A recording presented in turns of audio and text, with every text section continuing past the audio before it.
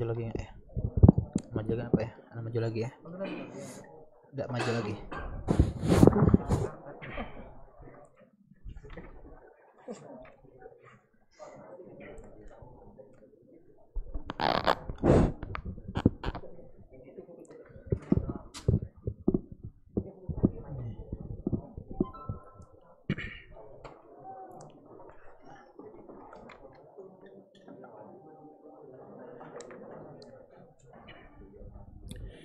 Assalamualaikum warahmatullahi wabarakatuh.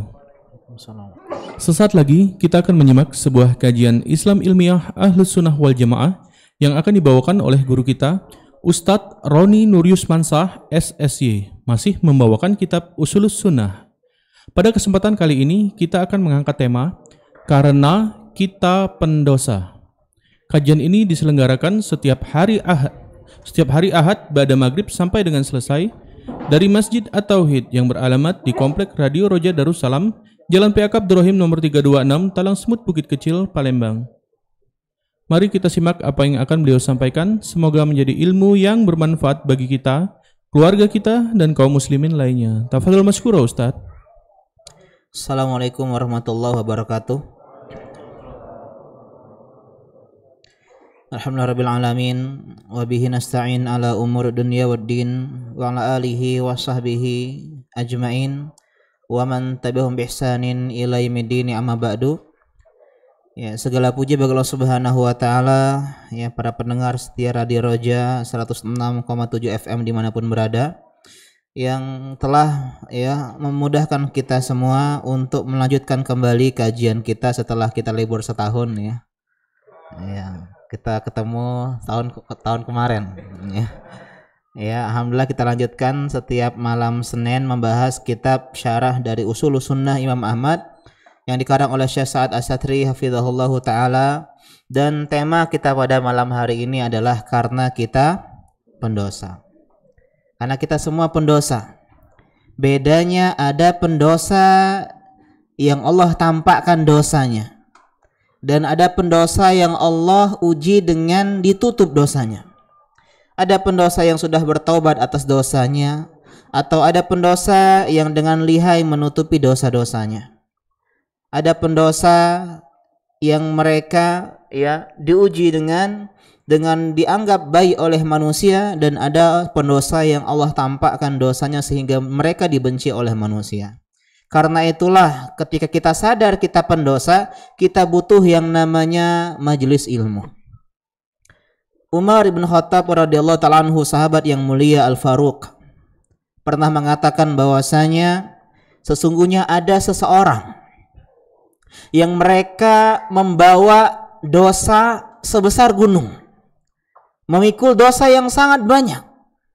Kemudian ada sebuah pengajian, satu di antara majelis-majelis ilmu, dia duduk di sana, dia hadiri, dia menyimak isi kajian, dan mungkin disampaikan sebuah kalimat, sebuah petuah, sebuah nasihat yang itu menghunjam ke dalam hati dia, dan kata-kata tersebut terpatri dalam sanubarinya, sehingga dia akhirnya bertobat kembali kepada Allah Subhanahu wa taala, menyesali dosa-dosanya, meninggalkan maksiatnya, sehingga ketika dia keluar dari tempat pengajian tersebut, dia keluar tanpa membawa sedikit pun dosa.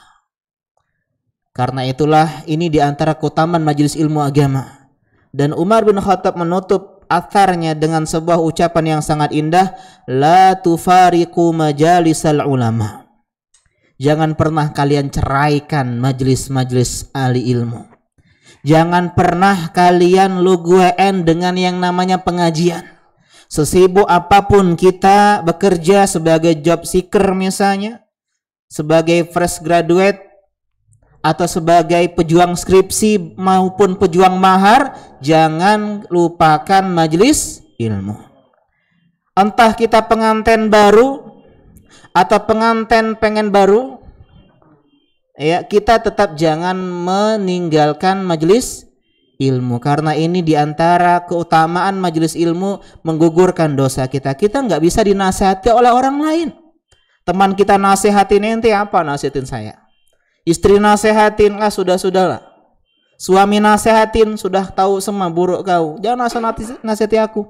Kau memang itu. Tapi ketika kita duduk di majelis ilmu agama, ulama-ulama dalam karya-karyanya yang disampaikan oleh pemateri, oleh ustadz, bukan ustadznya. Kita bahas ulamanya yang menasihati kita semua. Mungkin ini bisa menasihati diri kita yang keras, bisa melembutkan hati kita yang keras. Karena itulah kita butuh yang namanya nasihat. Karena itulah di antara standar pasangan idaman paling minimal hadir ke pengajian. Karena itu di antara salah satu cara seseorang untuk berbenah menjadi lebih baik. Kalau dia nggak pernah ngaji, gimana mau nasihatinya? Orang tua dilawan, istri nggak bisa, tetangga apalagi, semua dibantah. Kalau bukan majelis ilmu agama, maka susah dia untuk menjadi pribadi yang lebih baik. Karena itulah ini bagi laki-laki yang nyari perempuan, Ustadz ada perempuan dia belum kenal sunnah, tapi dia cinta dengan ilmu agama, dia mau ke pengajian, meskipun pengajian masih sana sini, ini termasuk standar minimal.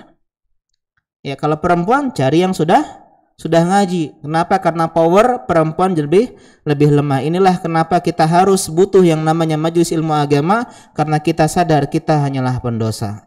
Kemarin kita pelajari tentang pembahasan vonis surga dan neraka.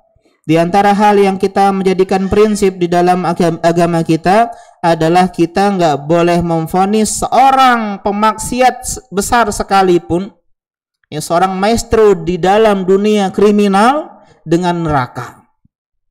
Karena apa? Karena kita semua pendosa. Kalau bicara dosa-dosa, kita semua pendosa. Seandainya hanya karena dosa orang Allah masukkan ke dalam neraka, niscaya tidak ada yang masuk ke dalam surga.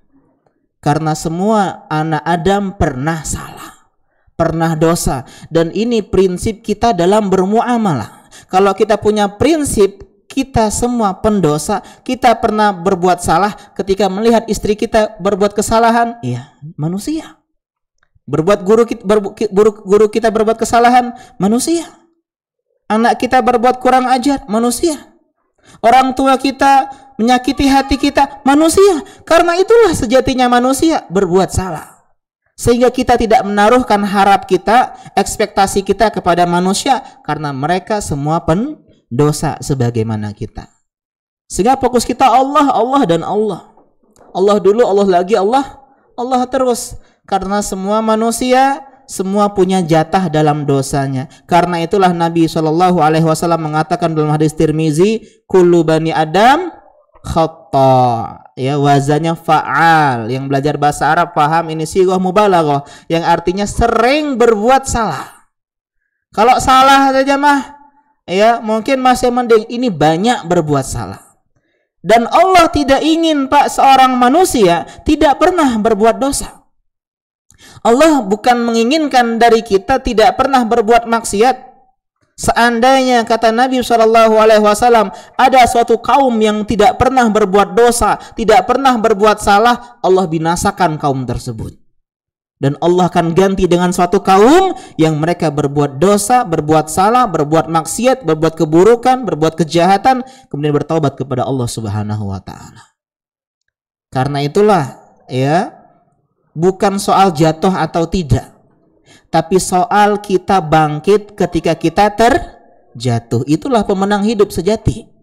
Bukan soal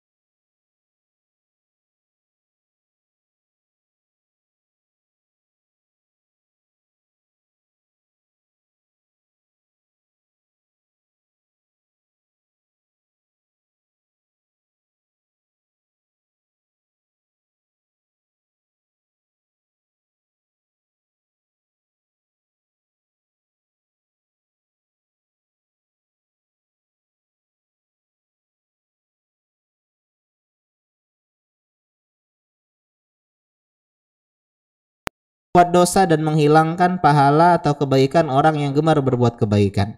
Karena itulah diantara ucapan yang sangat indah Said bin Jubair mengatakan, ada orang yang masuk surga karena dosanya dan ada orang yang masuk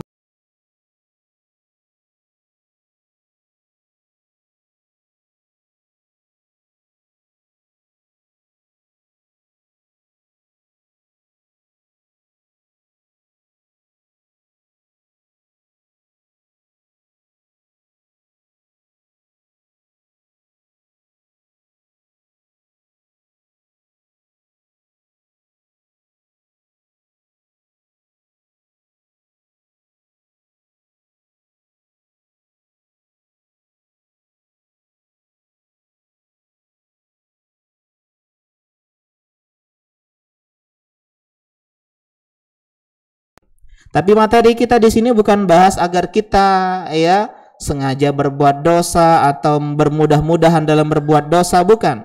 Akan tetapi beliau di sini mengatakan, Imam Ahmad rahimahullahu taala mengatakan fi'lu dzunubi wal ma'asi wa mukhalafatun nususi amrun qad yaqa'u fihi al-'abdu. Seorang hamba merupakan sebuah keharusan, keniscayaan berbuat dosa, maksiat dan menentang perintah Allah Subhanahu wa taala. Jadi jangan putus asa. Itu prinsipnya. Jangan gara-gara ponis neraka orang lain kita jadi putus asa. Sudah-sudahlah, jadi kerak neraka aku nih. Ngapo? Tidak pernah sholat aku nih. Tidak mungkin Allah terima. Aku sudah membunuh banyak nyawa. Sudah mem-PHP-kan banyak hati. Masya Allah.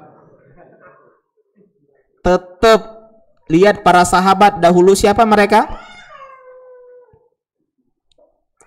Orang musyrik, menyembah berhala, membuat berhala dengan tangan-tangan mereka. Sebagian mereka pembunuh, mengubur bayi-bayi mereka, perempuan hidup-hidup. Sebagian mereka pezina, sebagian mereka peminum khamr.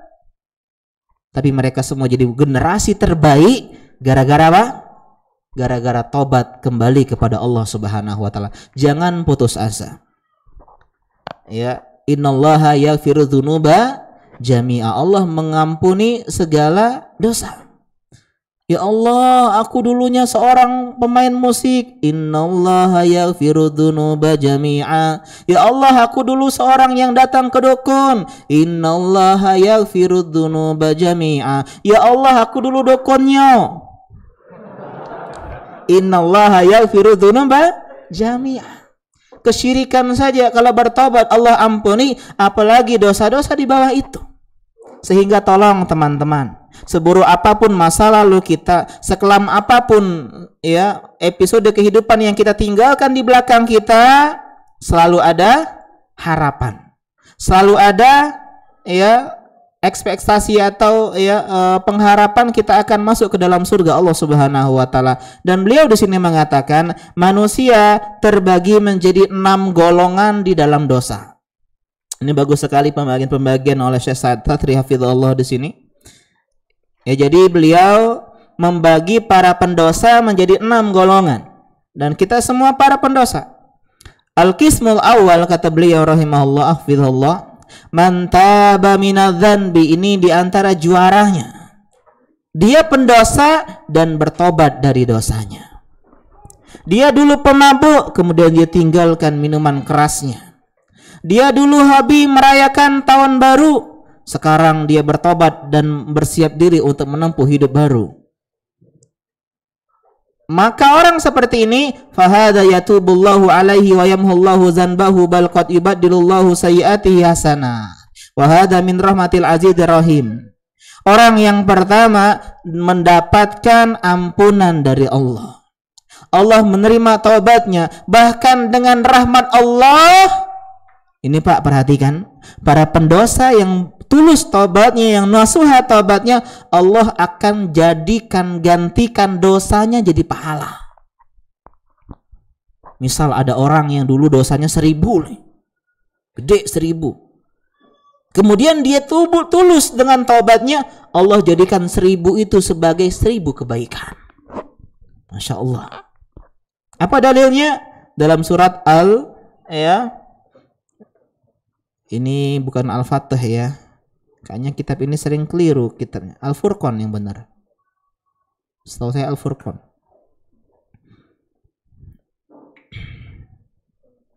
Kata Allah Subhanahu wa taala bicara tentang ibadur Rahman, hamba-hamba Allah Ar-Rahman ya, yang Ustaz Akhirudin pernah bahas kajian ini ya. Di Ra'iyah ya, tahun kemarin atau 2 tahun yang lalu. Kata Allah Subhanahu wa taala, oh iya Ustaz Hidayatullah juga hafizahullah, beliau pekan lalu bahas ini ya.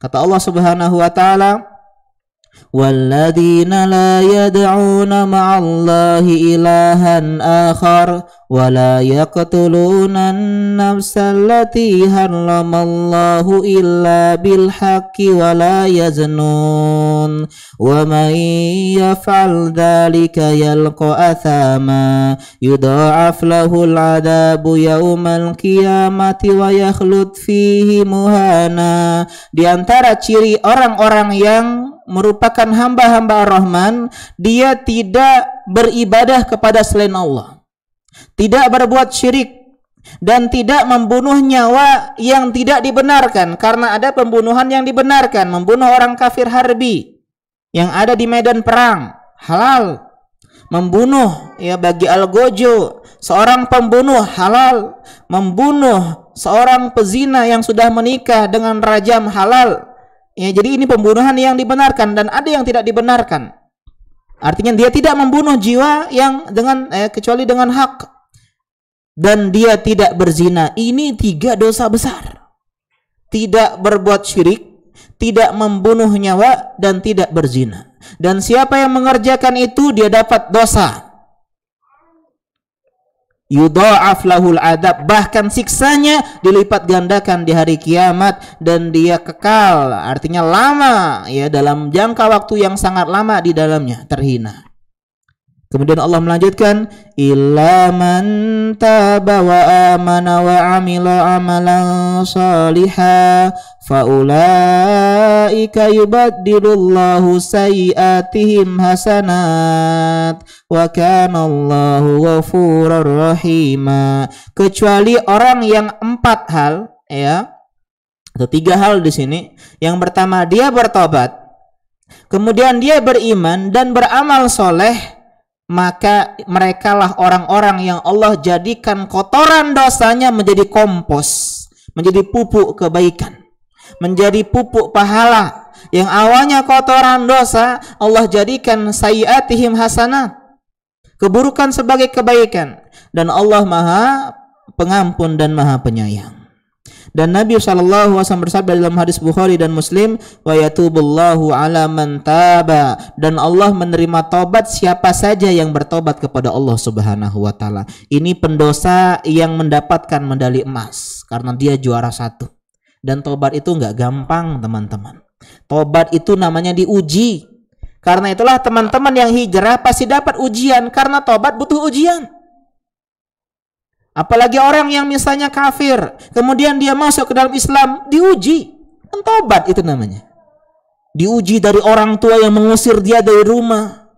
Diuji dengan misalnya dicela dia, dijauhi teman-temannya, dicibir dia, disebut sebagai pengkhianat agama dan seterusnya. Itu level tinggi. Kalau kita level sunnah dianggap sebagai, wah kau ini udah tersesat, teroris, ekstremis, radikalis. Ya, kemudian kita dianggap apa? Tidak mencintai para wali Allah Subhanahu wa taala, tidak mencintai habaib. Kajian kalian adalah pembenci habaib, padahal mencintai keturunan Nabi SAW adalah amrun masyru'. Kita semua mencintai keturunan Nabi SAW, tapi tidak menjadikan mereka sebagai standar kebenaran, karena kebenaran ada pada qala Allah dan qala Rasul. Bukankah anak Nabi Nuh alaihi salam Kan'an hanyut di dalam air bah yang begitu dahsyat karena nasab tidak menjamin keselamatan? Bukankah Azar orang tuanya Ibrahim alaihi salam ya masuk ke dalam api neraka? Bukankah Abu Thalib paman Nabi yang 30 tahun ya membela Nabi sallallahu alaihi wasallam ya 25 sejak umur 42 tahun Sejak Nabi berumur 8 tahun sampai umur Nabi 50 tahun, 42 tahun, Abu Thalib membela beliau, melindungi beliau, menjaga beliau, tapi juga masuk neraka. Apalagi sekedar keturunan yang jauh. Ya, itu pun kalau terbukti secara otentik mereka keturunan Nabi Shallallahu Alaihi Wasallam. Jikapun terbukti kita cintai, dan cinta tidak melazimkan membenarkan segala perbuatannya, ya, dan juga tidak berarti membenarkan pembunuhan terhadap pengikutnya. Ya, kita harus insaf dalam masalah ini, harus proporsional, ya, harus harus imbang, ya, jangan kita ekstrem kanan maupun ekstrem kiri. Ini yang pertama, para pendosa yang bertobat kepada Allah Subhanahu wa taala. Dan yang namanya taubat itu rukunnya ada 3, Pak. Masa lalu, masa kini, masa depan. Past tense, present tense, dan future tense. Ya, belajar grammar gitu. Past tense, masa lalu disesali. Ini hakikat taubat. Oh, kalau dulu aku segala miras tuh, aku minum kalau, dia bangga. Gak ada penyesalan. Aku udah akun ya, kuat lah, banyak aku tembak. Ditolak galau. Jadi seseorang yang tidak menyesali masa lalunya, yang justru berbangga-bangga dengan masa lalu dia yang not dead misalnya. Kemudian apa lagi? Yang dulu anak metal, dia bawa itu kemana-mana sebagai rasa bangga. Maka ini termasuk orang yang belum bertobat. Karena masa lalunya nggak disesali.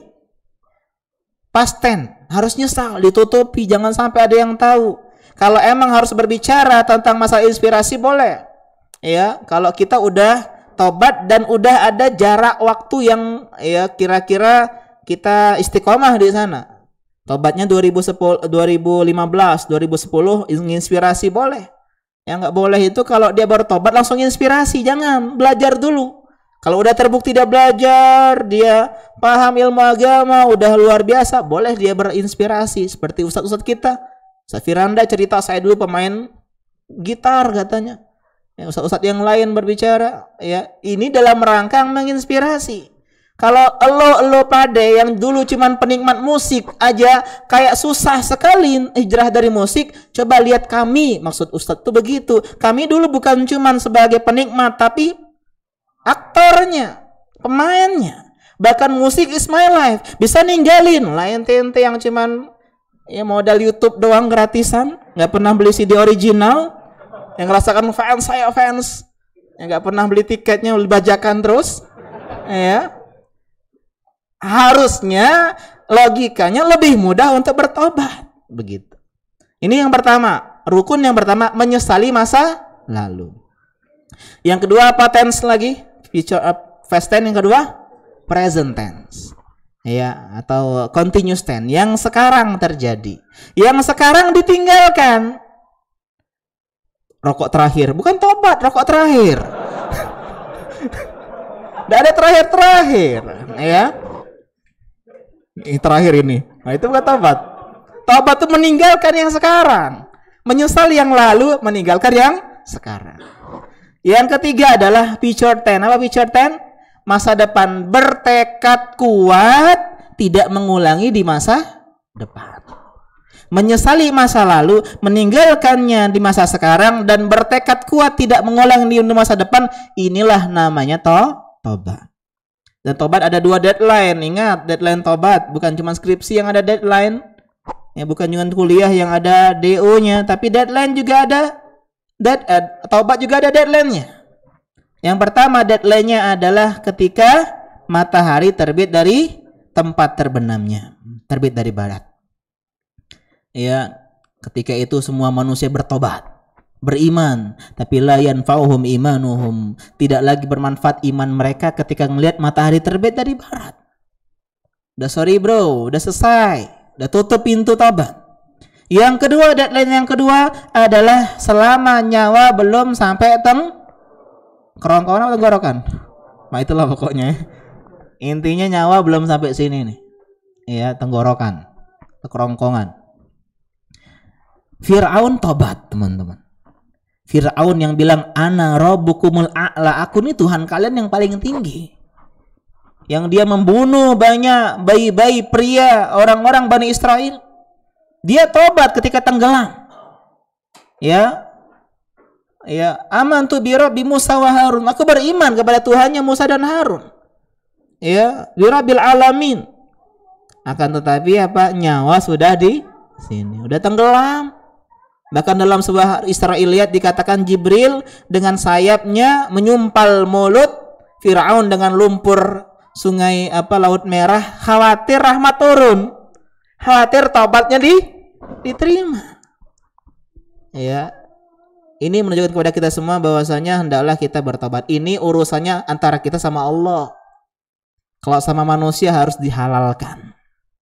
Kezoliman kepada istri kita, kepada orang tua kita, kepada anak kita, kepada teman-teman kita yang mungkin lisan kita menyakitinya, kita ngomongin dia di belakang, ini yang bikin panjang urusan tuh di situ. Allah Maha Pengasih, Maha Pengampun, Maha Penyayang, penerima maaf. Ya, innahu afuun yuhibbul afwa. Tapi manusia nggak kayak gitu. Kadang manusia itu kayak pohon, kalau udah dipaku, meskipun pakunya diambil, masih ada lubang bekas di sana. Bahkan penghuni surga pun demikian. Sehingga ya nanti sebelum masuk surga namanya kontoroh. Kontoroh itu jembatan. Jembatan kedua setelah Sirat yang di situ dihisap antara calon penghuni surga yang masih ada bekas tuh sakitnya tuh di sini masih ada. Perhatikan ilustrasinya begini ya. Saya misalnya minjem uang sama Dani 10 juta. Kemudian saya kabur. Kabur 10 tahun. Marah nggak Dani? Marah. Nyampe 10 tahun saya kembaliin 10 juta. Apakah 10 juta ini bisa menghilangkan rasa sesak di dalam dada? Enggak, gitu loh. Artinya terkadang hisab itu belum menghilangkan perasaan yang dia di hati. Ya kan? Maaf saja, iya maaf sih maaf tapi tidak lupa gitu ya. Nah itu harus dihilangkan sebelum masuk surga. Karena kalau sudah di surga nggak boleh ada perasaan kayak gitu. Karena surga itu tempat yang bahagia, nikmat. Kalau masih ada dongkol, iri, dendam, benci, itu bukan surga namanya. Itu di sini. Kita bisa nggak suka, kita punya hate, kita nggak semua, kita bisa hate comment, kita bisa benci orang, kita bisa dendam, kesumat. Ya, kita bisa itu di dunia kan, dunia tempat hukuman bagi Adam alaihissalam. Sedangkan surga tempat berbahagia, nggak boleh ada kebencian dalam surga. Karena kalau benci nggak bahagia, di antara tips bahagia jangan benci. Maafin orang-orang yang udah nyakitin kita. Kita pengen kan dimaafin oleh Allah Subhanahu wa taala, maafin orang lain. Khawatirnya aku udah ngapi kau, tuntut ke di akhirat. Cak mano kalau Allah ngomong itu sama gitu. Kan ngeri. Ya, Ustaz ada kawan aku, Ustaz, agak maafin aku. Coba antum bilang. Kalau kau udah maafin aku, semoga jangan tambah marah dia. Semoga Allah udah maafi kau. Al jazaa min jinsil amal gitu ya. Ini nasihat bagi teman-teman. Kalau udah teman kita bertobat, ya minta maaf sama kita dengan tulus, ya, bukan cuman formalitas, bukan cuman sekedar manis-manis kata saja, ya, maaf tapi masih ngomong di belakang, maaf tapi masih menghina, ya, masih membuli, ini bukan maaf. Jadi itu yang harus dipahami bersama bahwasanya esensi taubat atau rukun taubat ada 3. Kalau berkaitan dengan hak-hak Allah Subhanahu wa taala, menyesali masa lalu, meninggalkan masa sekarang dan berusaha tidak mengulangi di masa depan. Adapun sama manusia harus minta halalkan. Halalkan. Al-qismu tsani, golongan pendosa yang kedua. Man amila dzunuban wa ma'asiya fa kana tilka dzunubu wal ma'asi tastawjibu uqubatin fid dunya minal hududi wa ta'zirati fa uqimat alaihi tilkal hudud fa inna iqamata hadzal haddi yukaffiru dzanbahu. Orang yang kedua, dia berbuat dosa dan maksiat dan ternyata dia ketahuan. Dan dosa maksiat yang dia kerjakan punya hukuman. Dia maling ketahuan, digebuki wong gitu ya. Entah dia mencuri, dipotong tangannya. Dia berzina, dicambuk badannya. Dia kemudian dibunuh juga dia. Artinya dia mendapatkan hukuman langsung di dunia sebelum di akhirat maka ini termasuk penghapus dosa.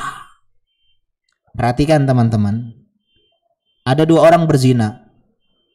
Dua artis berzina. Satu artis berzina ketahuan. Videonya viral. Ya. Kalau dia bersabar atas cibiran, celaan dan seterusnya, dia bertobat, maka semua head comment dari netizen, kemudian celaan-celaan itu maka menjadikan dia terhapus dosanya. Beda orang yang berbuat dosa nggak ketahuan, hati-hati. Karena hukumannya berarti di mana? Inilah yang namanya apa?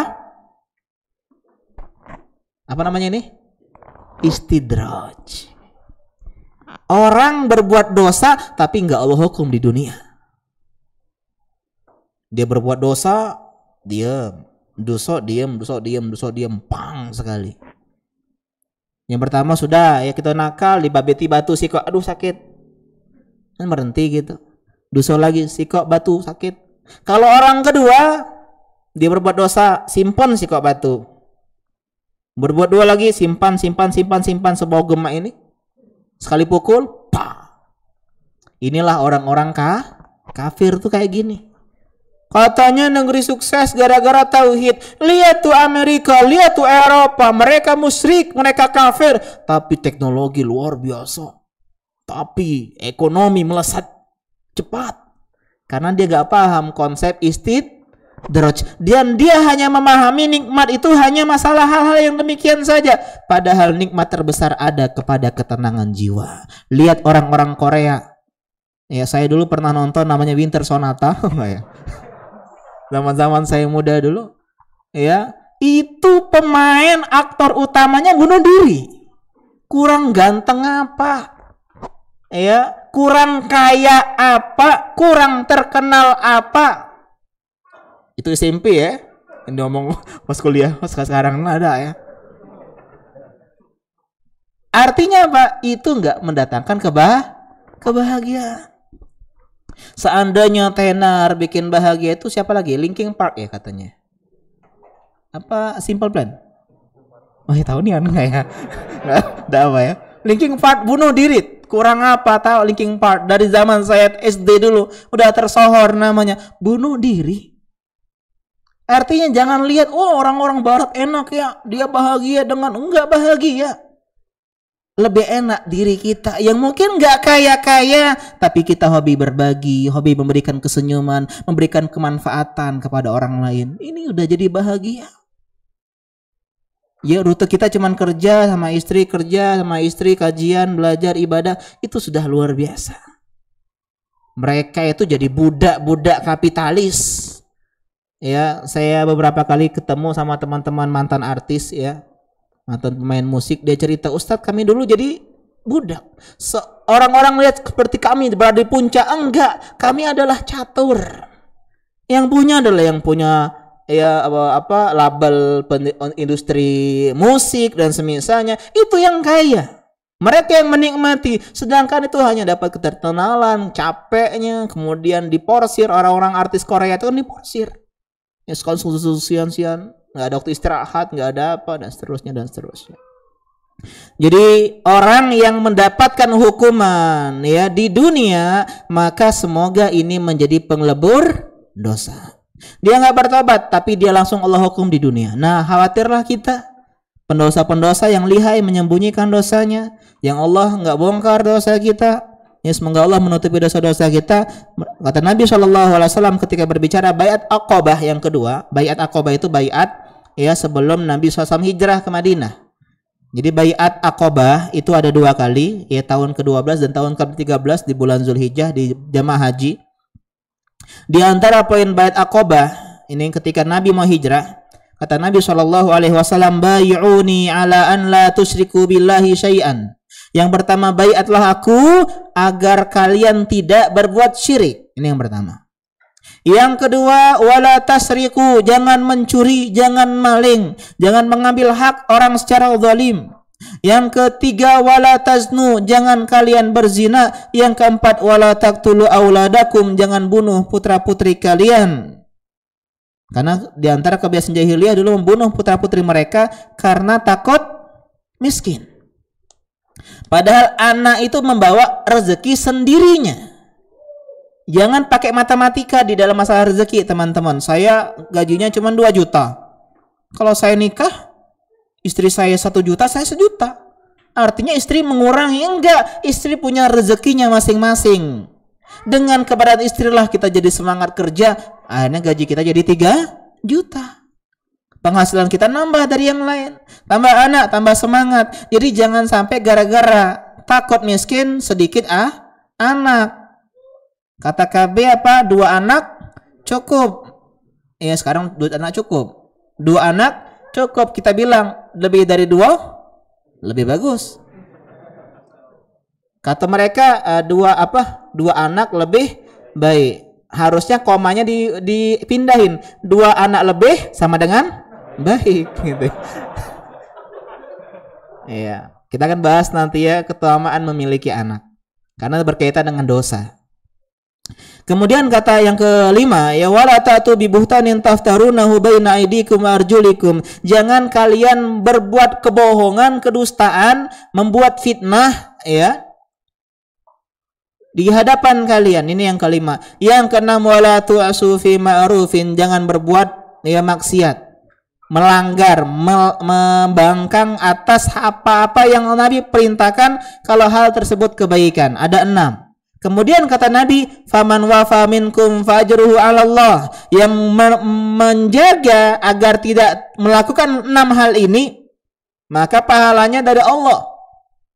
Waman asoba. Tapi siapa yang terjatuh, dia mengerjakan salah satu dari 6 tadi, dia berzina atau membunuh atau dia berdusta atau dia yang ngerjain yang lainnya, dzalika syai'an ya fa'uqiba fid dunya fahuwa kafaratun lahu. Dia kerjakan hal-hal yang tadi, kemudian dia dihukum di dunia, ditegakkan ya hukum atas dia sebagai pelaku kriminal, misalnya di penjara, atau dia dihukum denda semisalnya, atau dipotong tangannya, atau dia dicambuk dan seterusnya, maka itu adalah kafaratun lahu, penggugur dosa. Masih ingat kisah Ma'id, seorang laki-laki yang berbuat zina di zaman Nabi SAW, yang begitu mulianya Islam ya, agar Islam yaitu menjaga kehormatan. Ini zina, bukan pacaran, bukan jalan, bukan minum, bukan dan seterusnya. Dia bilang, ya Rasulullah tahirni, sucikan aku berzina, tegakkan hudud atasku. Nabi ngelengos ke kiri, dia ke kiri, Nabi ke kanan, dia ke kanan, dia ke kiri, sampai 4 kali. Nabi tanya, gila dak kau nih? Maksudnya apa? Mentobat sudah, tobat diam sudah. Tidak wajib mendatangkan pemimpin, ya datang pemimpin untuk ditegakkan hukuman. Saat aku maling, saat potong tangan aku, enggak, ya, jangan kayak gitu. Sudah bertobat. Ya meskipun kalau misalnya kayak gitu pun tidak tercela, tapi khawatir kita nggak bersabar atas hal tersebut. Cukup kita bertobat kepada Allah Subhanahu Wa Taala. Tapi dia ini tulus tobatnya. Aku nggak gila. Jangan-jangan kau tuh cuman grepe-grepe bae. Ya pegang-pegang bae, kis-kis bae, idak nian benar-benar masuk ya Rasulullah. Coba sahabat cium dulu bau mulut budak ini. Nyimeng dak budak ini? Ya, mabok dak budak. Intinya dikasih uzur terus. Enggak ya Rasulullah, enggak ada bau alkohol, enggak ada bau apa, waras. Ditegakkan. Ketika ditegakkan rajam karena dia sudah pernah menikah, dia kabur. Kabur. Ya karena ya mungkin nggak kuat melawan rasa sakit tersebut. Dalam sebuah hadis dikatakan jangan dikejar, sahabat ngejar ya, sehingga dia dapat dan dirajam mati.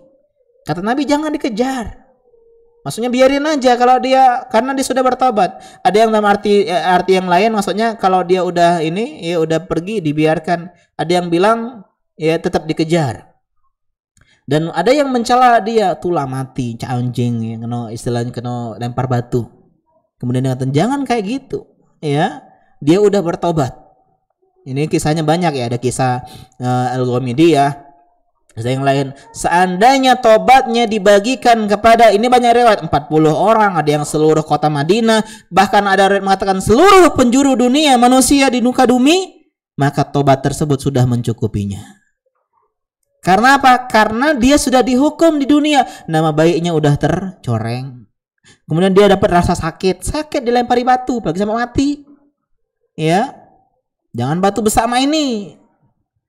Ya, jadi zina itu kan enak ya. Jadi balasannya pun sakitnya lama. Sebagiannya dia enaknya banyak, maka balasannya pun batunya gini-gini. Jangan batu gede-gede kayak gini. Ayo rajam payu, jangan. Ya, jadi dia dipukul biar dia tersiksanya lama, dan itu sebagai kafarat penggugur dosa. Ya, ini yang ketiga. Iya, nyatet ya yang kedua, ya. Udah masuk waktu azan belum? Belum ya. Al-qismus salis, golongan yang keempat. Iya, pintar ya. Man kana ya'malu ma'asiya wa dzunuban wa anzalallahu alaihi minal uqubati ma yakunu mukaffiran li sayyi'atihi wa dzunubihi fa hadza qad muhiyat anhu atharu dzalika dzanbi.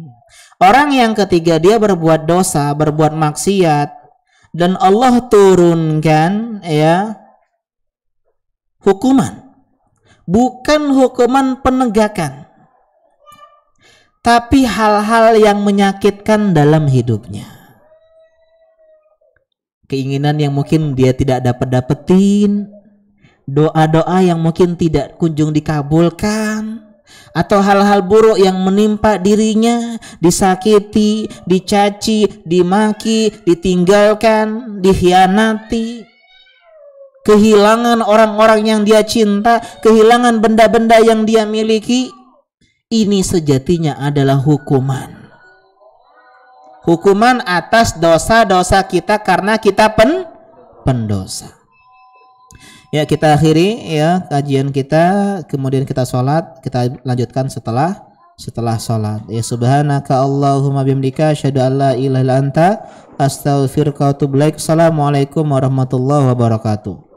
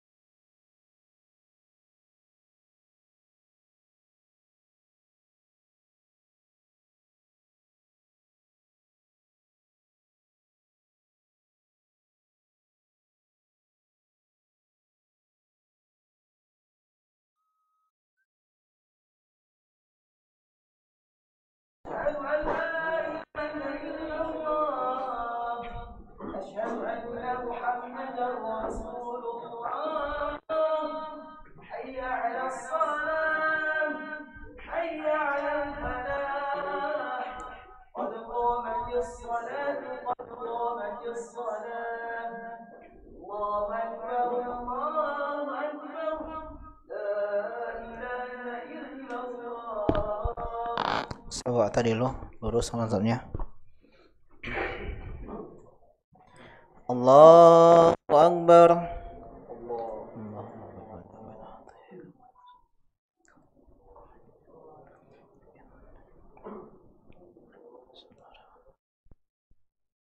Alhamdulillahi Rabbil Alamin. Rahmanir Rahim. Maliki yaumiddin.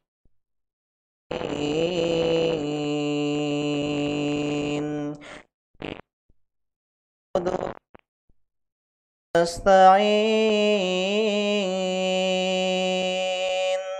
Ihdinas siratal mustaqim.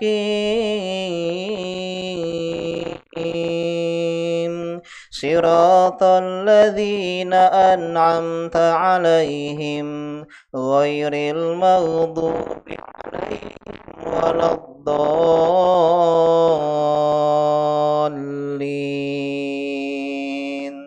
Amin. Alif Lam Mim. Allahu la ilaha illa huwal hayyul qayyum.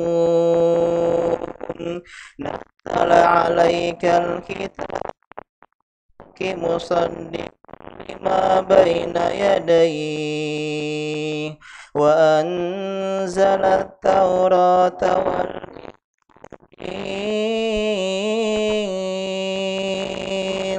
min qablu hudan lin-nasi wa anzala al-furqan. Innal ladzina kafaru bi ayatillahi lahum 'adzabun syadid wallahu 'azizun intiqam. Innallaha la yakhfa 'alaihi syai' لا يخفى عليه شيء في الأرض ولا في السماء. هو الذي يصوركم في الأرحام كيف يشاء. لا إله إلا هو العزيز الحكيم. الذي أنزل عليك الكتاب منه آيات محكمات هن أم الكتاب وأخر متشابهات فأما الذين في قلوبهم زيغ يتبعون ما تشابه منه ابتغاء الفتنة وابتغاء تأويله وما يعلم تأويله إلا الله. والراسخون في العلم يقولون آمنا به كل من عند ربنا وما يذكر إلا أولو الألباب. ربنا لا تزغ قلوبنا بعد إذ هديتنا وهب لنا من لدنك إنك أنت الوهاب.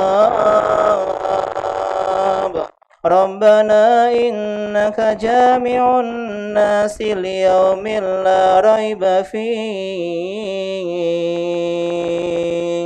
إن الله لا يخلف الميعاد. Allahu Akbar.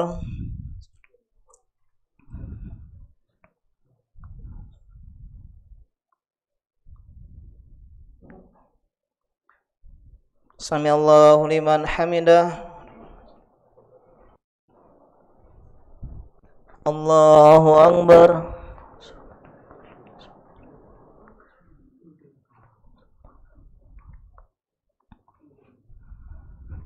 Allahu Akbar.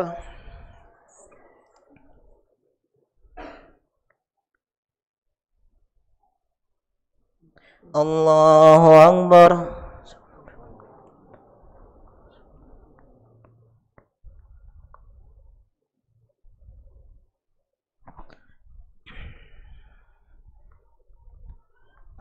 Allahu Akbar.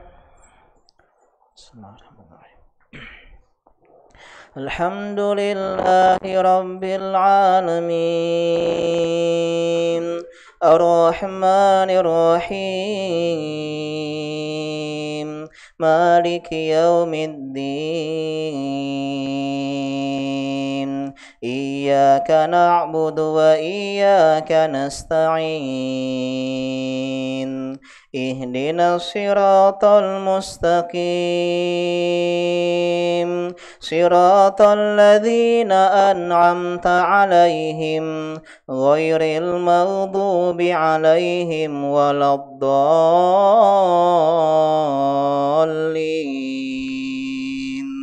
Amin Qul ya ayyuhal kafirun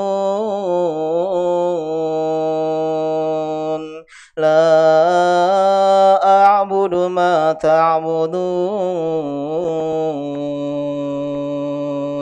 Wa la antum 'abiduna ma a'budu Wa la ana 'abidun ma 'abadtum Wa la antum 'abiduna ma a'budu Lakum dinukum waliyadin Allahu Akbar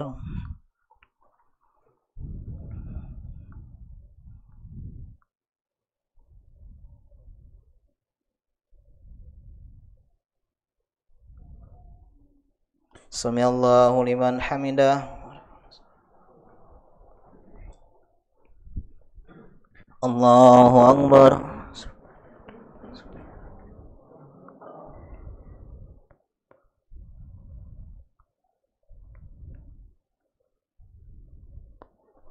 Allahu Akbar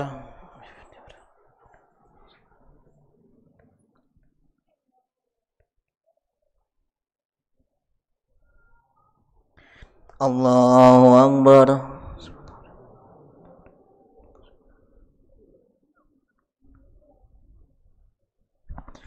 Allahu Akbar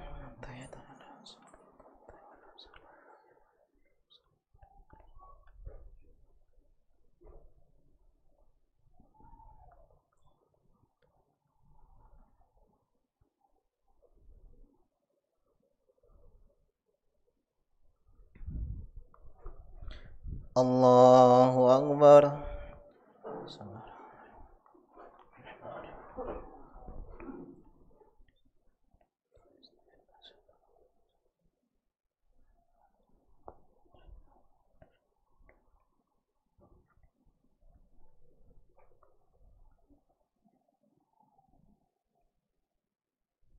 Allahu Akbar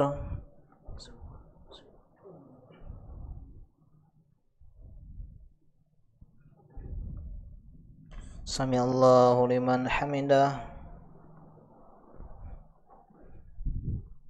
Allahu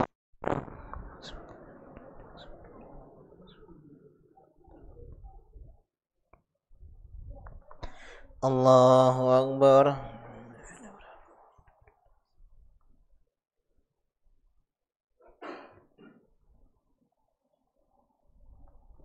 Allahu Akbar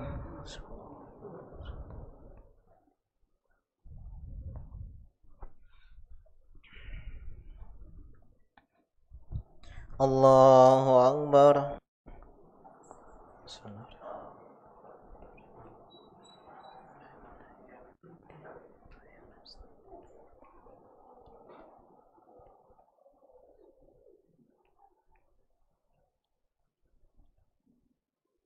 Allahu Akbar.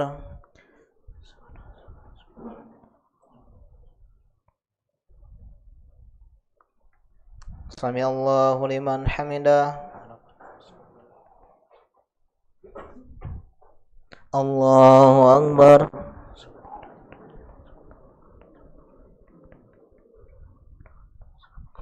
Allahu Akbar.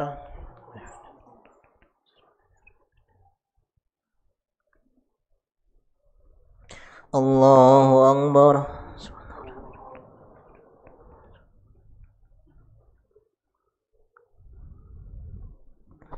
Allahu Akbar.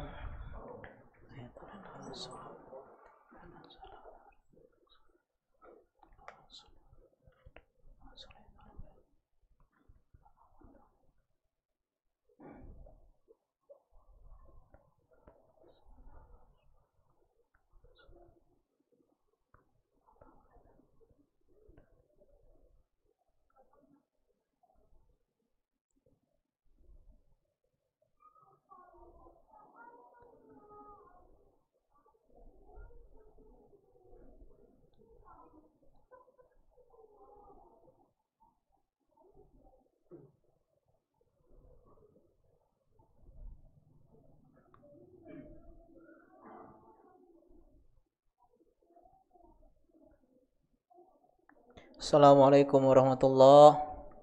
Assalamualaikum warahmatullahi. Astagfirullah, astagfirullah, astagfirullah. Allahumma salli ala sayyidina Muhammad wa ala alihi wa sahbihi.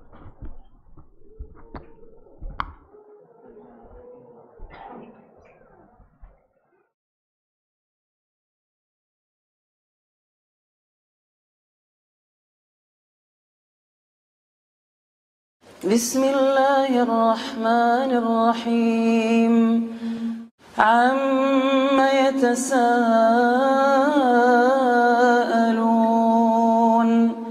عن النبأ العظيم الذي هم فيه مختلفون كلا سيعلمون ثم كلا سيعلمون ألم نجعل الأرض مهادا والجبال أوتادا وخلقناكم أزواجا وجعلنا نومكم سباتا وجعلنا الليل لباسا وجعلنا النهار معاشا وبنينا فوقكم سبعا شدادا وجعلنا سراجا وهاجا وأنزلنا من المعصرات ماء ثجاجا لنخرج به حبا ونباتا وجنات ألفافا إن يوم الفصل كان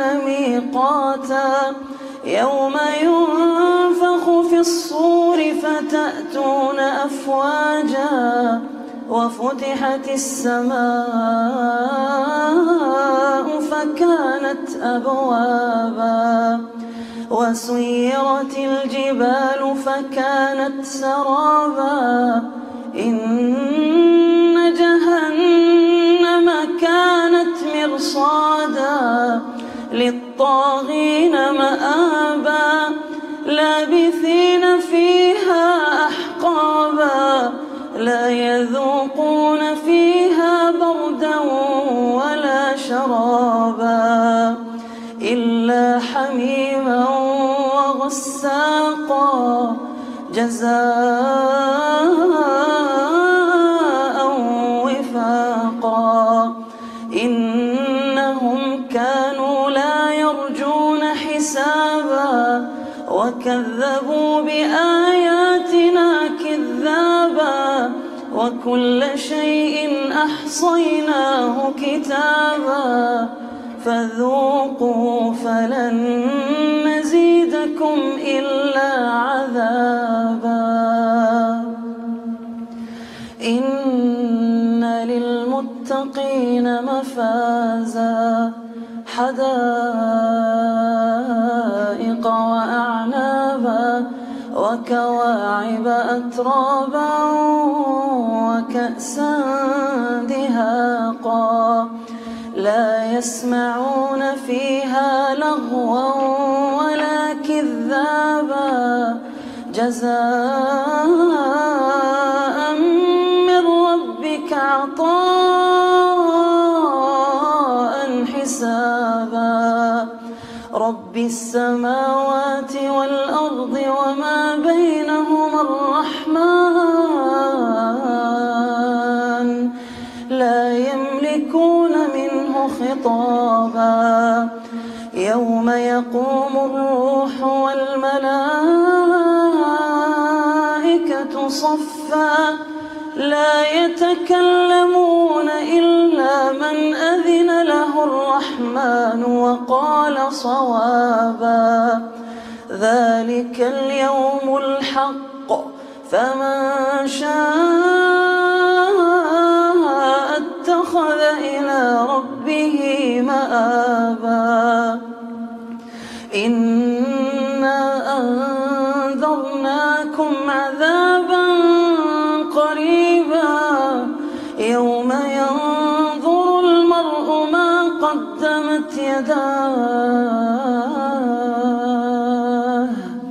ويقول الكافر يا ليتني كنت ترابا.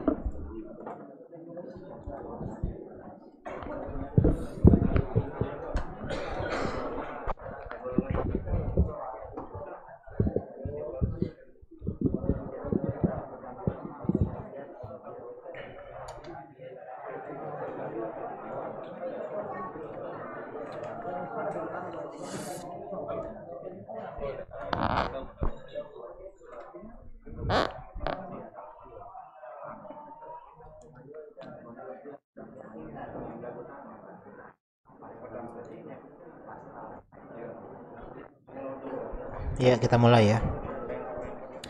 Assalamualaikum warahmatullahi wabarakatuh. Alhamdulillah wassalatu wassalamu ala Rasulillah wa ala alihi wa ashabihi wa man walah. Wala hawla wala quwata illa billah. Kita sampai di golongan yang ketiga. Yang pertama apa? Pendosa yang bertaubat. Yang kedua, pendosa yang mendapatkan hukuman ya di dunia berupa penegaan hudud, ya, seperti dipotong tangannya, kemudian rajam, dicambuk kalau dia pemabuk, ya, dan yang lain-lainnya kita udah bahas ini. Kemudian yang ketiga adalah orang yang berdosa dan dia mendapatkan hukuman berupa hal-hal yang menjadi musibah dalam hidupnya.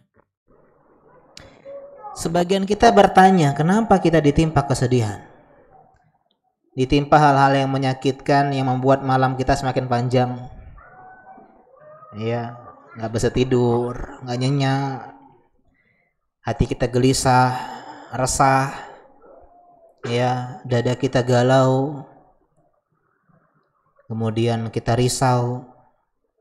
Kenapa juga segala hal-hal yang kita cintai hilang? Kenapa hal-hal yang kita inginkan tidak kunjung kita dapatkan? Kita pengen nikah, nggak nikah-nikah. Maaf ya, tidak menyinggung siapa-siapa. Yang ketawa sudah nikah dia. Kalau belum nikah kayak ini juga dia. Ya, yang sudah menikah kadang tak kunjung punya anak. Yang anaknya satu kok cuma satu. Ya, yang istrinya satu kok enggak ya? Enggak. Intinya harapan kita banyak yang tidak dapetin. Kita pengen rumah tangga yang harmonis, ternyata istri kita gitu. Sering angkat suara, ngelawan kita. Kita pengen rumah tangga yang bahagia, ternyata suami kita gitu. Malas kerja, KDRT, pemarah, kasar. Kita pengen keluarga kita baik-baik saja, tapi kita lahir di keluarga yang broken home. Kita pengen ekonomi kita baik-baik saja, tapi kita berjuang untuk melawan kemiskinan. Ya, gaji kita segitu-gitu aja. Di antara hikmahnya agar kita menjumpai Allah dalam keadaan tidak ada dosa. Coba bayangkan kalau segala hidup kita itu bahagia. Kita nggak pernah ditimpa kesedihan, nggak pernah ada air mata. Selalu senyum, selalu tawa. Mungkin kita menjumpai Allah dalam keadaan memikul dosa yang begitu besar. Tapi Allah sayang sama kita.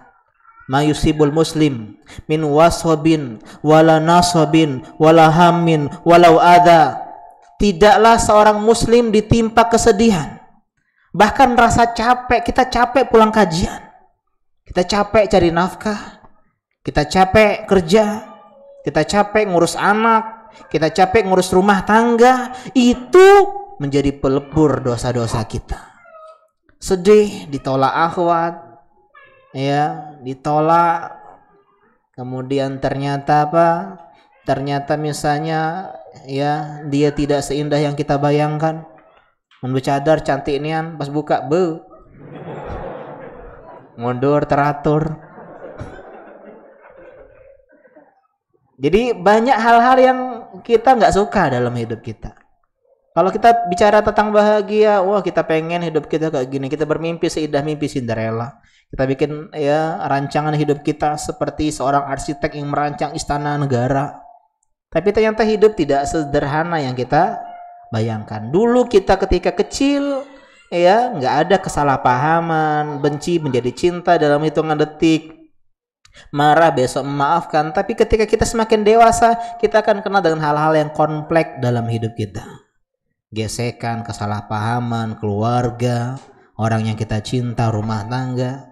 Dan itu diantara fungsinya agar kita pendosa ini bersabar terhadap apa yang menimpa kita, menjadi penggugur dosa kita. Hatta syaukah yusakuha, sampai pun duri yang menusuknya. Makan pempek ikan kena tulangnya. Itu kalau kita bersabar, ya maka apa? Maka Allah akan ampuni dosa kita. Ya, dan ayatnya sering kita dengar. Wa ma asabakum min musibatin fabima kasabat aydikum wa ya'fu an katsir. Wa ma mausul yufidul umum, segala yang menimpa kalian musibah, keburukan, kehilangan, dompetnya hilang, motor dicuri, dan seterusnya, itu disebabkan oleh dosa-dosa kalian, dan Allah dengan sebab musibah tersebut ingin mengampuni dosa-dosa kalian. Allah sayang sama kita. Kita udah dosa, Allah berikan sedikit musibah agar kita bersabar dan hilang dosa-dosa tersebut. Rasa demam, kata Nabi, la tasubul huma, jangan kau cela demam, meleburkan dosa. Yang kehilangan anaknya gugur misalnya, dia bersabar, Allah bangunkan Baitul Hamdi di surga. Jadi kalau bicara tentang kasih sayang Allah tidak terbatas. Sesedih apapun hidup kita, selalu ada alasan untuk bersyukur kepada Allah Subhanahu wa ta'ala. Di antaranya adalah agar Allah mengelebur dosa-dosa kita, karena kita semua adalah pendosa. Yang keempat, al-qismur rabi' man amila zunuban wa ma'asiya walakin yasarallahu ta'ala man yad'u lahu wa yatasaddaq anhu. Orang yang keempat adalah orang yang berbuat dosa, maksiat, keburukan, kejahatan, tapi mereka punya kalian, mereka punya teman-teman yang soleh, mereka punya anak-anak yang soleh, mereka punya keluarga-keluarga yang soleh, yang mereka mendoakan ketika kita meninggal, dan Allah mengampuni dosa disebabkan doa-doa dari keluarga kita, doa-doa dari teman-teman kita. Dulu setahun yang lalu lah kurang lebih ya, atau di akhir 2019 saya ada kajian, judulnya apa? Sahabat sampai surga, S3. Ya, bersahabat sampai surga. Dan tolong ya, mungkin memang pandemi ini ya, ketika kita sudah kumpul kayak gini diperintahkan langsung bubar. Dan tolong jangan kayak saya dulu. Meskipun saya dulunya introvert ya. Pengajian itu nggak hobi rame-rame, nggak ada yang kenal Ana. Kajian sendirian, ya kan anak SMA dulu, orang-orang gede-gede semua. Kajian di bakti duduk di depan, nyatat, udah pulang pergi, nggak ada kenalan. Kecuali cuman 1-2 orang saja penjual buku, ya. Nasir namanya, hafizahullah taala, ya. Beliau teman anak. Yang lainnya Anda nggak kenal. Dan kalian jangan kayak gitu. Meskipun memang fokus untuk belajar, ya, jadi enak. Cuman sekarang ini dunia, ya, kadang kita nggak bisa ngadain diri kita sendiri. Kita pendosa. Kita butuh penolong. Kita butuh superhero dalam hidup kita. Dan mereka adalah anak-anak kita yang soleh, istri kita yang solehah, suami kita yang soleh, murid-murid kita yang soleh, teman-teman kita yang soleh. Perbanyak teman yang soleh, kata Hasan Al-Basri. Karena mereka datang di hari kiamat dengan membawa syafaat. Ya Allah, mana si fulan di surga? Kok dia nggak ada? Ya, yang sama-sama kajian di Masjid Tauhid tuh setiap malam Selasa dan malam Sabtu, Ustaz Herudin. Ya, kami belajar tauhid bareng ya Allah di Masjid Tauhid. Ya, ahli tauhid belajar tauhid di Masjid Tauhid. Masya Allah. Mana? Oh, dia di neraka. Ke sana. Tarik tangannya. Kenapa? Karena Pak, kebahagiaan paling indah tuh ketika bersama orang yang kita cinta, benar nggak? Dan bahagianya di surga tidak akan menjadi terlaksana sepenuhnya kalau kita nggak bersama orang-orang yang kita cinta di surga. Seorang suami memberikan syafaat kepada istrinya, seorang istri beri syafaat sama suaminya, anak kepada orang tua kepada anak, sahabat sama sahabat. Jadi kenalan, ya, punya kenalan. Jangan cuma tahu nggak tahu. Ini kasih tahu. Ya, dan saya mohon maaf kalau banyak nggak kenal kalian ya nama ya, cuman insya Allah wajah-wajahnya saya tahu, ya. Nah, semoga itu jadi saksi kita nanti di hari kiamat, kita saling memberikan syafaat, ya, reuni di surga, ya, berkumpul di surga, karena kita pendosa dan butuh doa. Dan ada seseorang yang naikkan derajatnya padahal dia nggak punya banyak pahala. Ditanya kenapa? Listighfari ya waladi lak, karena istighfar anakmu kepadamu. Jadi teman-teman yang udah punya finansial dan udah diizinkan nikahlah. Karena yang paling susah itu laki-laki. Nah, perempuan siap nikah, siap. Karena mereka nggak ada yang dipikirkan. Kalau laki-laki itu perhitungannya banyak. Ngontrak di mana, penghasilan gimana, nanti gimana. Sehingga yang lebih siap menikah itu adalah perempuan. Mereka dinafkahi, diberi, siap standby di rumah udah. Tapi laki-laki dia seorang pejuang, ya, yang dia butuh bekal, butuh senjata untuk mengarungi kehidupan rumah tangganya, ya. Dan jangan ya banyak-banyak. Kalau emang udah waktunya, udah tamat kuliah, umur misalnya 22, 23, 24, bismillah. 17 agak 17. Ya. Belajar dulu, kemudian cari pengalaman di dalam dunia pendidikan dengan kuliah dan seterusnya, bekerja, ya. Baru setelah siap, bismillah. Yang siap jangan tunda. Kenapa? Karena kita butuh anak soleh. Waladin soleh yad'ulah. Idza matal insan inqata anhu amaluhu illa min thalas. Ketika kita meninggal dunia, kita nggak bisa sholat, nggak bisa kajian, baca Quran, berbakti, nggak bisa. Semua amal kita terputus kecuali yang namanya amal jariyah. Sedekah jariyah, ya Ustadz, saya miskin, nggak bisa sedekah jariyah, nggak bisa bangun masjid, nggak bisa bangun pesantren, nggak bisa sedekah. Untuk anak istri aja menges-menges. Yaudah yang kedua, ilmin yuntafa'u bih, ilmu yang bermanfaat. Ya Ustadz, pengajian cuma sekali seminggu, itu pun ngantuk. Tidak paham yang didengarin. Gimana saya mau jadi seorang ahli ilmu yang menyampaikan ilmu kepada orang-orang sekitar saya? Saya nggak bisa ya Ustadz. Yang ketiga, waladin solihin yad'ulah, anak yang soleh. Nikah, bikin anak, punya anak, dedek dengan baik benar, meskipun nggak bilang saya ini sederhana, justru ini juga berat, tapi setidaknya kita ada harapan. Semakin banyak anak, semakin banyak harapan. Meskipun yang harapan sejati adalah amal ibadah. Ustadz, saya nggak kaya, saya nggak punya anak, saya belum nikah. Ini ayat yang jadi onca ya, pelebur ya atau penghibur hati-hati yang sedang berduka. Al-malu wal banuna zinatul hayatid dunya wal baqiyatus salihatu khairun 'inda rabbika thawaba wa khairun amala. Harta anak-anak adalah perhiasan dunia. Siapa yang gak suka jadi kaya, yang bisa sedekah, yang bisa bangun pesantren, yang bisa bangun ya masjid, yang bisa menyantuni anak-anak yatim, menyantuni janda-janda muda, enggak ya?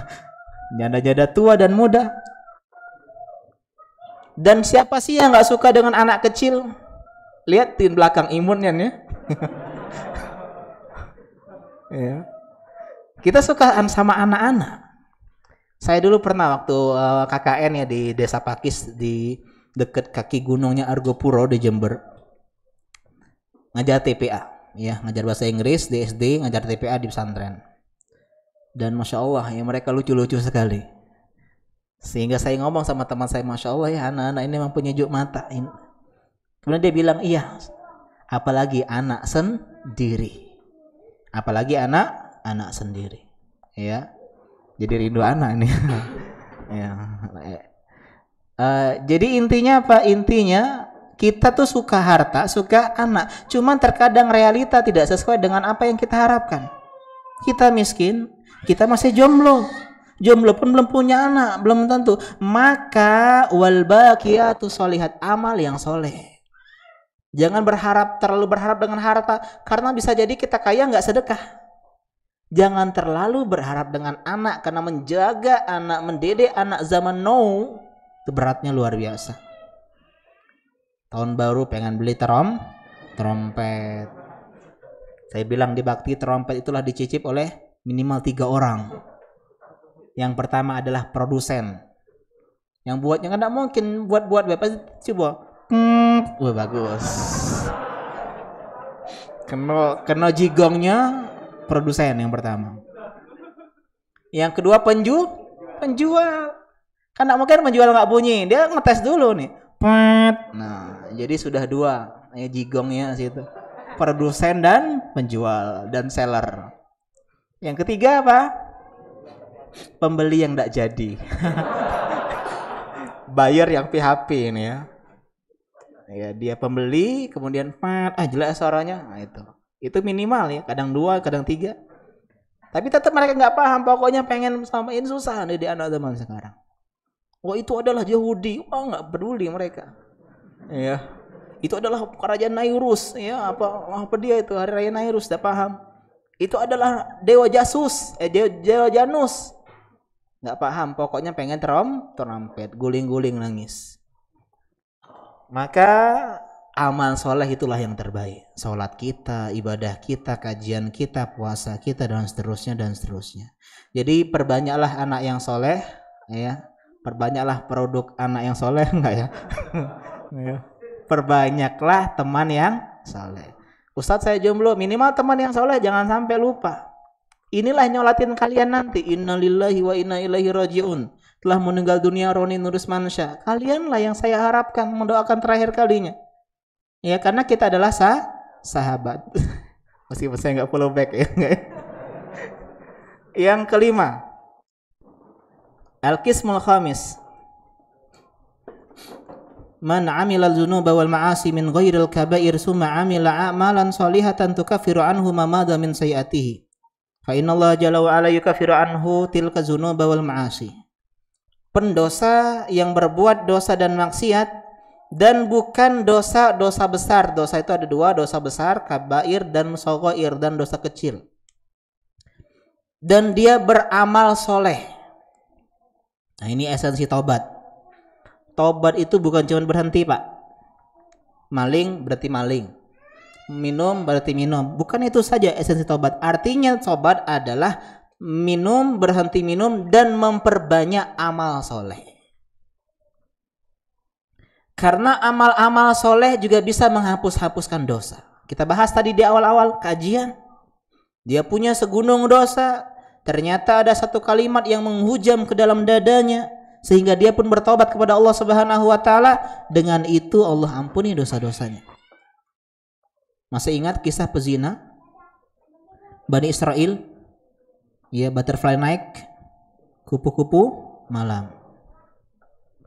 Ada sebuah kisah seorang yang beribadah kepada Allah 60 tahun. Berapa tahun? 60 tahun.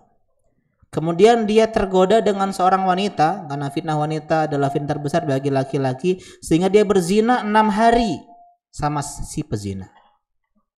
Jadi 60 tahun ibadah, sholat, puasa, galau-galaunya 60 tahun, kemudian berzina 6 hari. Ya, karena laki-laki itu tidak kenal istilah menopause ya. Meskipun 60 tahun masih strong. Ya. Kemudian dia bertobat kepada Allah Subhanahu wa taala. Dia melanjutkan perjalanan, ya, kemudian dia kelaparan dan diberikan sepotong roti, sebuah roti. Ada orang yang sedang sedekah roti dan ada orang miskin yang, ya, anak-anak miskin yang dapat roti dan sebagian nggak dapat roti. Ketika dia pengen makan, 2 orang anak datang yang lihat pengen roti. Ya, sudahlah kayak gitu, dipotongnya 2, kemudian dibagikan keduanya. Dan dia nggak makan, dia lanjut perjalanan dan dia meninggal. Di hari kiamat ditimbang dosa zina 6 hari dan dosa, ya, dan pahala 60 tahun beribadah. Ternyata yang lebih berat adalah berzina 6 hari. Dan ketika dihitung pahala atau dosa berzina 6 hari dan sepotong roti, ya, ternyata lebih berat sepotong roti. Ini dalil zina itu dosa gede. Ustadz berzina bawa roti. Enggak ya. Rotinya belum tentu diterima. Ini dia sedekah ketika membutuhkan, itu power luar biasa. Kita kan nggak pernah ya sedekah dalam keadaan membutuhkan, iya nggak? Jarang. Sedekah ada uang sedekah. Ini kita lagi butuh, sedekahin, itu luar biasa. 0% yang dia dapat, yang dia sisakan. Dia cuma sepotong roti, ya, jadi sedekah 10.000 kadang bisa mengalahkan 10 juta kata Nabi SAW. Sedekah 1 dirham bisa mengalahkan sekian dinar. Karena yang sedekah sekian dinar dia masih banyak. Yang sedekah 10 juta dia punya MM-an. 10 juta mah gini aja. Yang sedekah 10.000 dia cuma punya 20.000. Disedekahin 50% hartanya. Ini mengalahkan yang pertama. Ya. Nah, dosa zina yang berat begitu. Ini pezina ini bukan cuma 6 hari, namanya pezina. Ya. Artinya hidupnya sudah dari sana. Dia berjalan suatu ketika ngelihat seekor anjing yang sedang tawaf mengelilingin sebuah sumur karena kehausan, hampir mati. Keadaan ya, yaktulahul atos, dalam hadis dikatakan rasa haus hampir membunuh nih anjing. Dia lepas itunya, ya, muknya, itu sepatu wanita itu kan, lututnya itu ada tumit ya, bukan lutut. Tumitnya itu ada bagian cekung sehingga dia bisa ngambil air dikasih minum. Allah ampuni. Kenapa? Karena kebaikan. Ada orang yang lalang di surga gara-gara pohon yang menghalangi jalan kaum muslimin dipotong, disingkirkan pohonnya. Artinya banyak amal-amal soleh yang bisa menghapuskan dosa sehingga kita semangat beramal. Di antara dalilnya adalah surat Hud ayat 114, innal hasanat yudhibnas sayyiat. Kata Allah, sesungguhnya kebaikan-kebaikan ini menghilangkan, melenyapkan keburukan-keburukan. Jadi ketika hijrah banyak-banyak beramal. Dulu banyak semua dosa. Kita nggak sholat, kita buka aurat, kita baca zodiak, ya. Nah, ketika kita hijrah perbanyak amal. Dan yang terakhir, al-qismu sadis waliyazubillah. Ya, jadi ya, yang pertama yang bertobat, yang ketiga 4, 5 ini orangnya diampuni dosanya karena sebab lain. Yang pertama karena sebab hukuman kriminal, tegaan hukuman kriminal. Yang kedua karena musibah yang menimpanya. Yang ketiga karena doa orang-orang yang soleh sekitarnya, anaknya misalnya. Dan yang kelima karena amal-amal kebaikan dia, sedekah dia, kajian dia, Quran dia, dakwah dia. Dan yang terakhir, man amila zunuban yastahiqu sahibuha dukhulan nari summa lam yatub minha wa lam ya'ti ma yukaffiruha. Dia bukan generasi yang kelima, lima-limanya. Dia enggak tobat dan tidak mendapatkan hal-hal yang disebutkan di atas. Mungkin musibahnya sedikit, dia lolos dari hukum kriminal, ya, dia bebas dari pengadilan dunia, dia juga enggak punya teman-teman soleh, dia juga enggak beramal, ya. Fahaula'i yaqauna tahtal masyiah. Apakah dia wajib masuk neraka? Sayangnya Allah, mereka di bawah kehendak Allah. Ini prinsip kita. Kaidah kita kaum muslimin, orang muslim yang berbuat pelaku dosa besar sekalipun di bawah kehendak Allah. Insya'a ghafarah wa insya'a azabah. Insya'a azabahum wa insya'a rahimahum wa ghafira lahum dzunubahum. Kalau Allah wa ghafara lahum dzunubahum, kalau Allah berkehendak Allah azab mereka, masukkan mereka ke neraka, dan kalau Allah berkehendak Allah ampuni mereka, rahmati mereka. Jadi pelaku dosa besar ada kemungkinan diberikan rahmat. Tapi kita jangan mau berjudi dengan akhirat. Oh ya, aku dosa besar be aku. Agak kan di bawah masya Allah. Nah, jangan. Ya, karena kemungkinan persentasenya besar. Kenapa kita jadi orang yang pertama atau kedua, tiga, empat, lima? Jangan jadi orang yang keenam yang berjudi dengan akhirat. Ya, yang nyemplung dulu ke neraka. Neraka itu ya kita pernah bahas bahwasanya azabnya setiap hari bertambah. Misalnya damage ya, kalau bahasa game itu ya, damage. Ya, jadi misalnya orang dipukul, sekali pukul berapa? 100 damage-nya. Besoknya 110. Besoknya 120. Iya enggak? Kalau kita di dunia kena azab, semakin lama semakin apa? Kebal.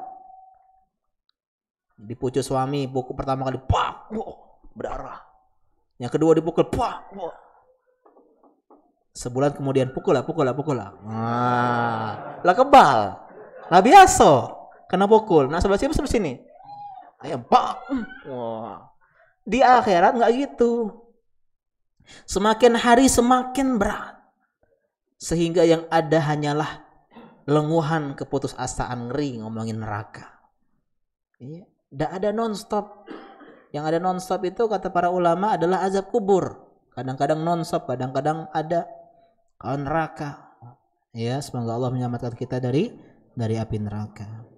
Di antara contoh-contoh dosa-dosa yang termasukkan golongan yang keenam adalah la yadkhulul jannah qati', tidak masuk surga orang yang memutus silaturahmi.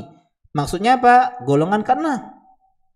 Kalau dia tidak bertobat dan dia tidak mengerjakan hal-hal yang bisa menghapuskan dosanya, maksudnya adalah tidak masuk surga langsung. Artinya mampir dulu kemana? Ke neraka. Karena kalau kita orang silaturahmi itu tidak masuk surga, haram masuk surga. Oh, berarti kita khawarij, mengkafirkan seorang karena dosa besar. Ya, namanya memutus silaturahmi atau menyambung silaturahmi itu kalau putus, teman-teman ya, bukan mukafaah, bukan mukafi. Berbuat baik sama yang baik mah biasa. Orang nelpon kita telepon balik. Orang main ke rumah kita, keluarga kita datengin. Itu bukan silaturahmi kata Nabi.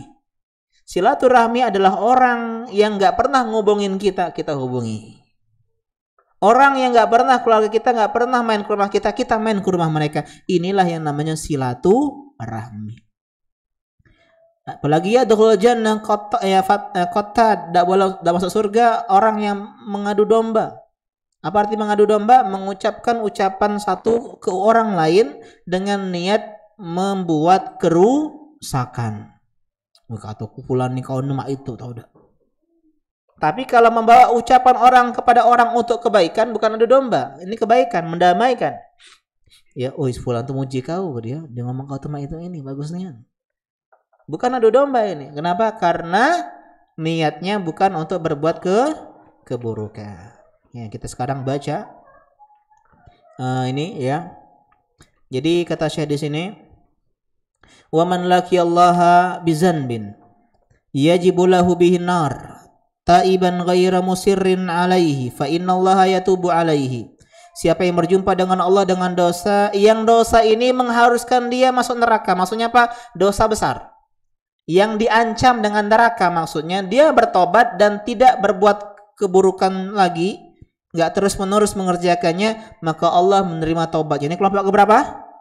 Yang pertama.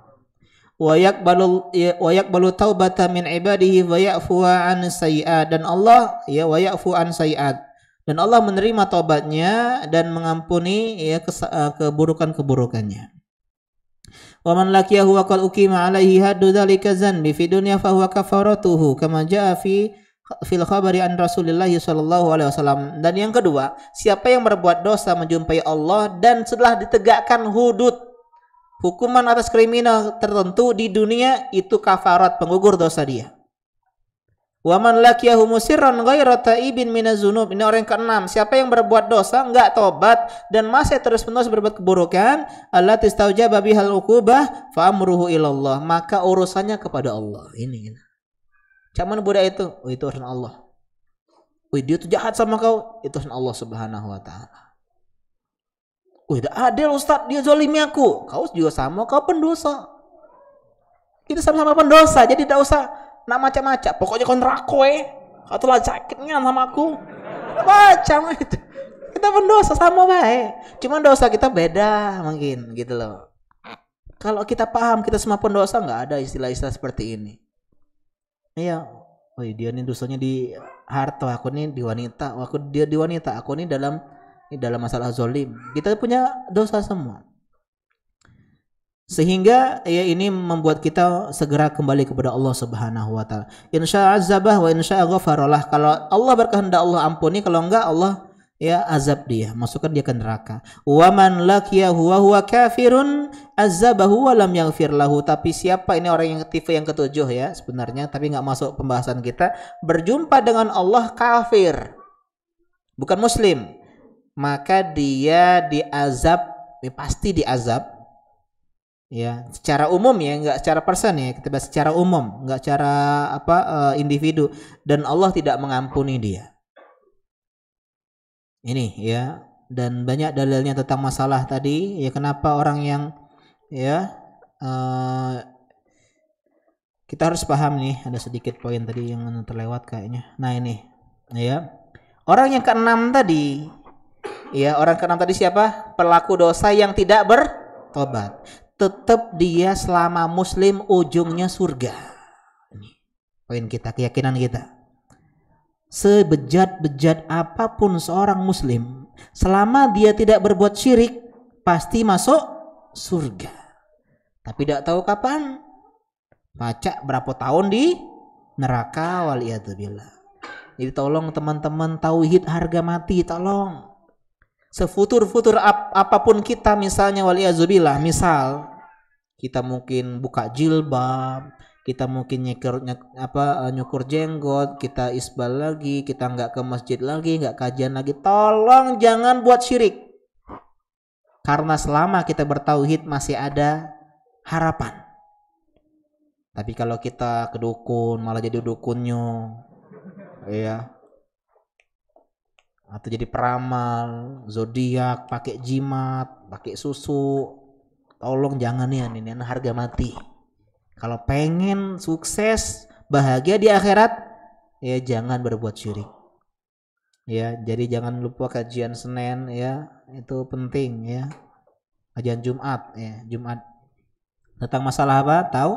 Tauhid. Yang belum apa tauhid. Misalnya Ustadz, saya ini bisanya sekali seminggu kajian Jumat malam aja. Ya, karena kajian kita mau selesai juga.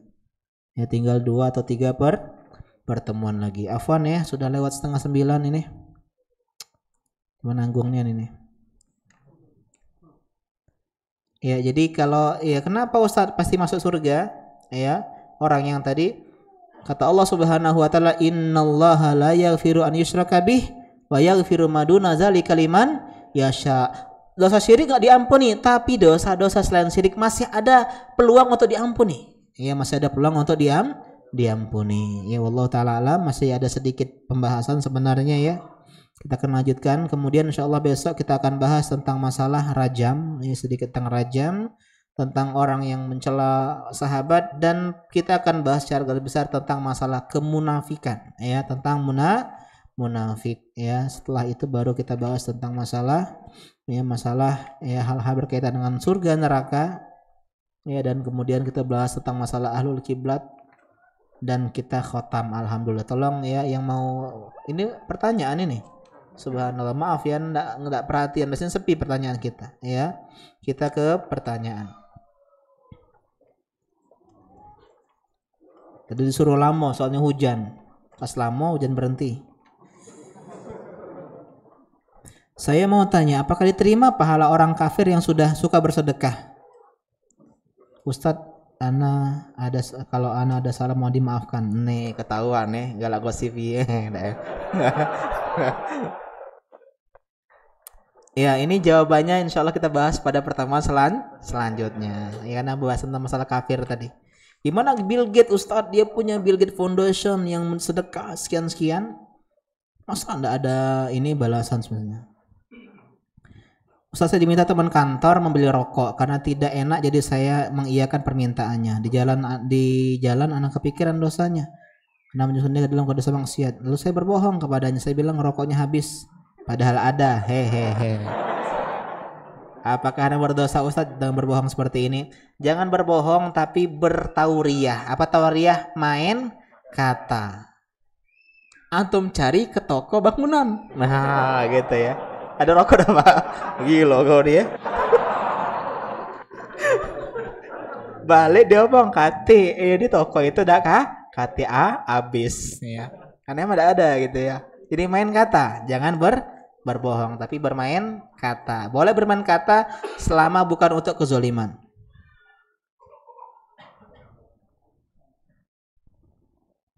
Ya nanti yang fikih nanti ya. Karena panjang nih, kalian juga kayak enggak tenang, pengen cepet pulang. Apa hukumnya nikah siri? Wow. Nikah siri boleh secara agama, tapi nggak boleh secara ini ya, pemerintahan. Karena kita wajib mengikuti pemerintah selama kebaikan.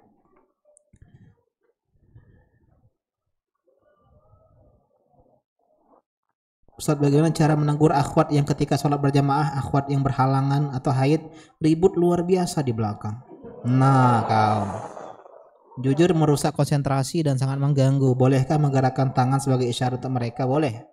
Ya, dan tolong juga ngobrolnya nanti habiskah kajian. Mengganggu orang sholat dengan Al-Quran aja nggak boleh. Lagi sholat kita baca Quran keras-keras, nggak boleh. Apalagi dengan ngomongi hal-hal yang ya ngobrol atau gosip dan semisalnya ya. Jadi tolong dijaga ketenangannya ya kepada yang ngobrol.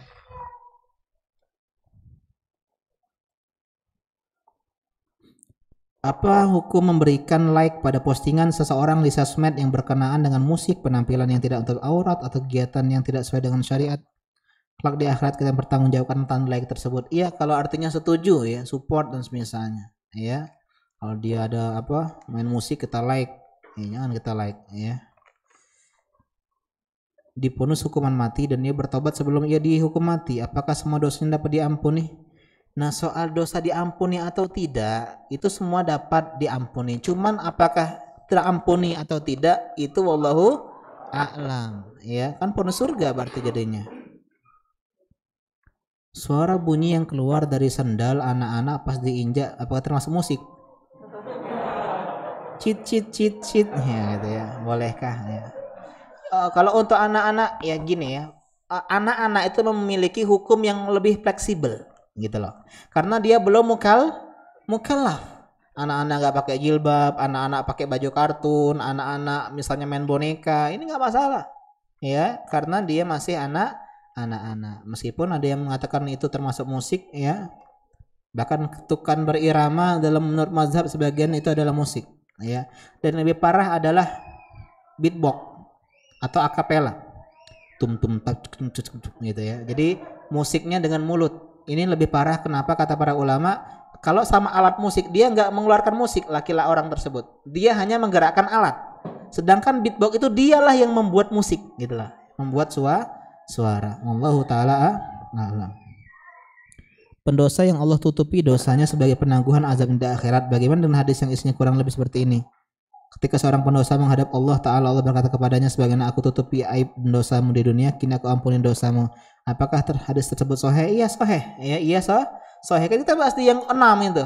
Ya, di poin yang ke-6. Pelaku dosa yang tidak yang dia ini tidak hal-hal yang lain, itu di antaranya dapat kekuasaan Allah, maksudnya kehendak Allah. Kalau Allah mau, Allah akan ampuni, dan itu adalah cita-cita kita semua, ampunan Allah Subhanahu wa taala. Gimana cara memberi nasihat pada suami tetapi tidak membuatnya tersinggung atau marah? Suami saya berkata yang menyakiti hati saya, Ustaz, seperti menghina jika tugas yang saya kerjakan tidak sesuai dengan diinginkan suaminya, tidak memuaskan. Nah, inilah salahnya kita itu, takut membuat tersinggung. Nggak bisa, Pak. Nggak bisa, Bu. Karena yang namanya orang pasti tersinggung. Ustaz, cak mana ya nasihati uang tapi uang itu tidak marah sama gitu? Nah, tidak usah, diem bae kau. Sudah resiko dakwah nyampaikan itu mendapatkan penolakan. Kenapa? Sebab takut orang ngomong di depan, ngomong nasihati, karena dia fear of the reaction, ketakutan penolakan, ketakutan reaksi. Seharusnya kita tuh lillah, nasihat itu karena Allah, dengan cara-cara, artinya gimana cara menasihati dengan baik, begitu poinnya, bukan dengan menasihati orang yang tidak mungkin marah. Nggak bisa. Nabi aja berdakwah dengan lemah lembut, orang-orang kafir marah. Jadi niat kita tuh jangan agar suami marah, agar suami nggak marah, tapi gimana agar nasihat ini tersampaikan dengan baik, dan suami seperti ini bertobat, ya. Coba belajarlah psikologi wanita. Kita pandang diri kita tuh sebagai wanita. Ya, gitu. Kalau punya istri ngomel terus marah-marah, sama ada hidup. Yang ketawa pengalaman nggak enak. Coba bayangkan kita di posisi dia, takut, gemetaran, ya Allah, sedih. Cak mana menuang tua dia tahu. Kadang mikir kita tuh, kita zolimi istri kita. Coba bayangkan kalau ibu kita digituin, anak perempuan kita digituin, adik kita digituin, kan kita marah. Sehingga perlakukan orang sebagaimana kau ingin ini adalah rumus akhlak mulia.